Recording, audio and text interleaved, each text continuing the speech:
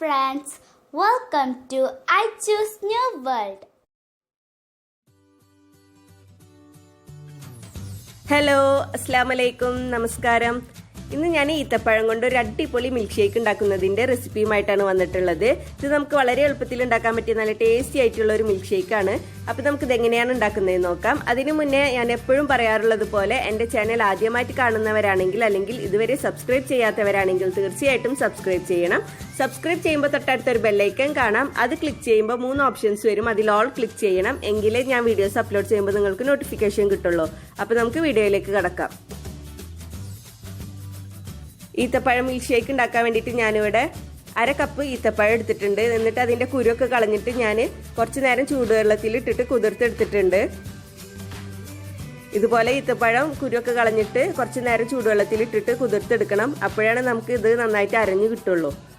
ഇനി നമുക്ക് ഈ കുതിർത്തെടുത്തിട്ടുള്ള ഈത്തപ്പഴം മിക്സിയുടെ ജ്യൂസ് ജാറിലേക്ക് ഇട്ട് കൊടുക്കാം.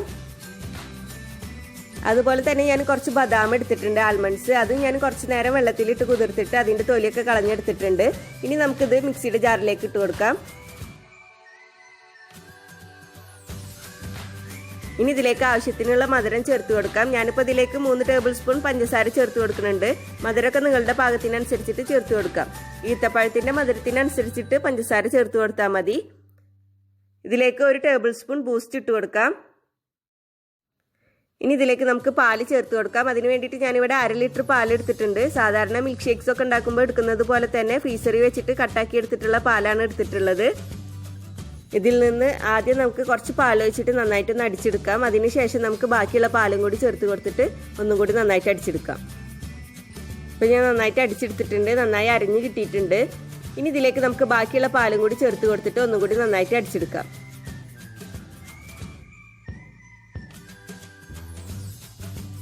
അപ്പം ഞാൻ ബാക്കിയുള്ള പാലും കൂടി ചേർത്ത് കൊടുത്തിട്ട് ഒന്നുകൂടി നന്നായിട്ട് അടിച്ചെടുത്തിട്ടുണ്ട്.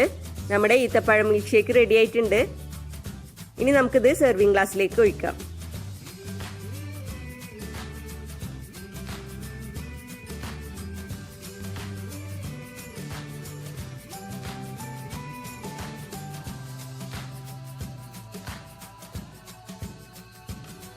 ഇതിൻ്റെ മുകളിൽ ബദാം ചെറിയ കഷ്ണങ്ങളാക്കിയത് ഇട്ട് കൊടുത്തിട്ട് ഗാർണിഷ് ചെയ്യാം. ഗാർണിഷിംഗ് ഒക്കെ നിങ്ങളുടെ ഇഷ്ടത്തിനനുസരിച്ചിട്ട് ചെയ്തു കൊടുത്താൽ മതി. അപ്പോൾ നമ്മുടെ ഈത്തപ്പഴം മിൽക്ക് ഷേക്ക് റെഡി ആയിട്ടുണ്ട്. എല്ലാവർക്കും ഇഷ്ടപ്പെട്ട് കാണുമെന്ന് വിചാരിക്കുന്നു. എല്ലാവരും ട്രൈ ചെയ്ത് നോക്കണം. തീർച്ചയായിട്ടും എല്ലാവർക്കും ഇഷ്ടപ്പെടും. എല്ലാവരും ട്രൈ ചെയ്തിട്ട് ഫീഡ്ബാക്ക് അറിയിക്കണം. ഇനിയും ഇതുപോലുള്ള വീഡിയോസുമായി വരാൻ നിങ്ങൾ എൻ്റെ ചാനൽ സബ്സ്ക്രൈബ് ചെയ്യണം. സബ്സ്ക്രൈബ് ചെയ്താൽ ബെല്ലൈക്കൺ ക്ലിക്ക് ചെയ്യാൻ മറക്കരുത്. എങ്കിലേ ഞാൻ വീഡിയോസ് അപ്ലോഡ് ചെയ്യുമ്പോൾ നിങ്ങൾക്ക് നോട്ടിഫിക്കേഷൻ കിട്ടുള്ളൂ. വീഡിയോ ഇഷ്ടപ്പെട്ടാൽ ലൈക്ക് ചെയ്യുക, ഷെയർ ചെയ്യുക. Please subscribe, comment, like and share.